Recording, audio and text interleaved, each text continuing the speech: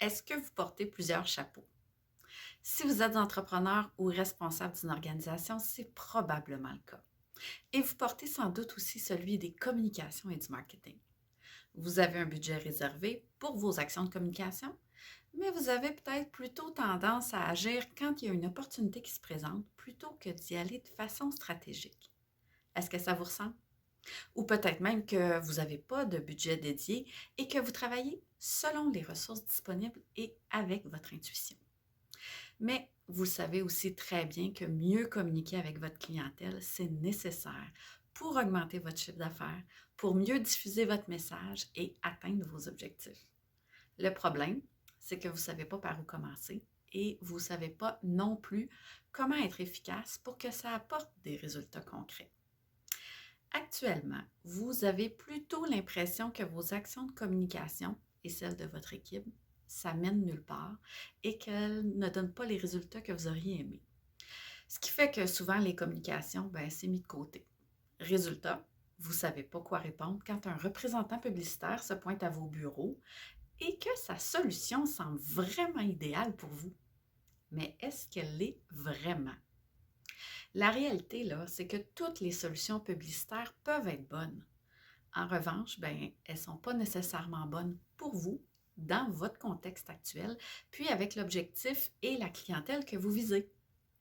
Qu'est-ce que vous diriez de développer votre plan de communication de façon stratégique et acquérir aussi une façon de faire qui va vous permettre dans l'avenir de vous poser les bonnes questions pour mieux planifier, pour être plus confiant aussi dans vos décisions et au bout du compte, économiser du temps.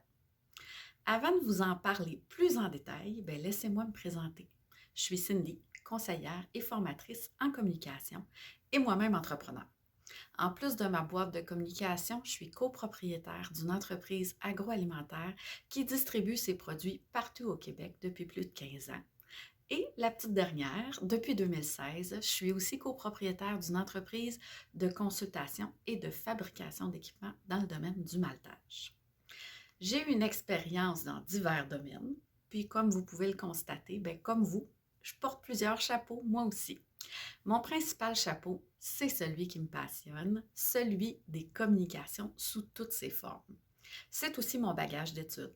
J'ai étudié en gestion du marketing, en communication organisationnelle et en gestion des organisations. J'allie donc ma passion et mes expériences pour accompagner les responsables des communications qui veulent développer leur autonomie et leurs aptitudes en communication. Mon expérience terrain, là, ça fait que j'ai une approche très concrète et aussi compréhensive de la réalité de mes clients. Ça n'empêche pas que je suis capable de les challenger quand même pour faire différemment, parce qu'après tout, c'est comme ça qu'on avance. Donc, si je reviens au fait que pour mieux communiquer, il faut planifier. Quand on planifie, on s'assure de parler aux bonnes personnes, celles qui vont acheter notre produit, notre service ou notre idée aussi, et qui va nous aider à atteindre nos objectifs. Une fois que ces aspects-là sont analysés et compris, c'est beaucoup plus facile de choisir comment partager notre message. Les outils sont tellement nombreux. Les journaux, la radio, faire de la promotion, utiliser les réseaux sociaux pour en nommer seulement quelques-uns. Lequel choisir pour mieux partager notre message? Réfléchir stratégiquement à nos façons de communiquer, ça nous permet aussi de mesurer si nos actions portent fruit. En mesurant, on peut s'ajuster. Sinon, on reste dans les actions ponctuelles sans jamais savoir si ce qu'on a choisi a un impact ou non. En résumé, en prenant la bonne direction, vous allez gagner en confiance et en tranquillité d'esprit.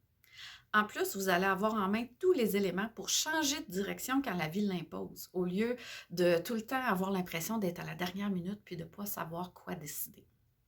À l'heure actuelle, je suis à la recherche d'entrepreneurs et de dirigeants d'organismes qui veulent développer leur aptitude en communication et qui sont prêtes et prêts à y mettre le temps nécessaire. Vous savez que ce temps-là, c'est un investissement qui va vous rapporter à moyen et à long terme, mais vous voulez investir votre précieux temps de façon efficace. On peut regarder ensemble si ce que vous faites actuellement en termes de planification de vos communications gagnerait à être bonifié et si je suis la bonne personne pour vous aider. J'ai un programme hybride. c'est-à-dire qu'il est en ligne et avec du coaching en direct avec moi, qui s'appelle Les 4 P du succès pour mieux communiquer. Dans ce programme-là, je vous montre étape par étape comment bâtir un plan de communication efficace qui va partir de l'ADN de votre organisation jusqu'à comment mesurer vos résultats en passant par cibler la bonne clientèle, bâtir les bons messages et choisir les bons outils selon votre budget et le temps que vous avez à y investir. En fait, c'est une formation que je donne depuis plus de 10 ans et que j'ai regroupée dans un programme hybride pour répondre aux besoins actuels de formation à distance et vous amener à approcher vos communications de façon globale. Si vous êtes déjà convaincu que cette formation-là est pour vous, c'est super. Si un doute subsiste, contactez-moi. Pendant notre rendez-vous, on va discuter de votre produit ou de votre service et des actions que vous faites actuellement pour communiquer. On va pouvoir déterminer ensemble rapidement si la formation que je présente a un potentiel intéressant pour vous. J'espère que cette vidéo aura suscité en vous le désir de découvrir les 4 P du succès pour mieux communiquer. Vous savez, il n'est jamais trop tard. Comme le dit le célèbre proverbe, le meilleur moment pour planter un arbre, c'était il y a 20 ans. Le deuxième meilleur moment, c'est maintenant. Pour moi, c'est la même chose avec vos communications. Et si vous connaissez quelqu'un que ça peut aider, je vous serais extrêmement reconnaissante de lui partager cette vidéo-là.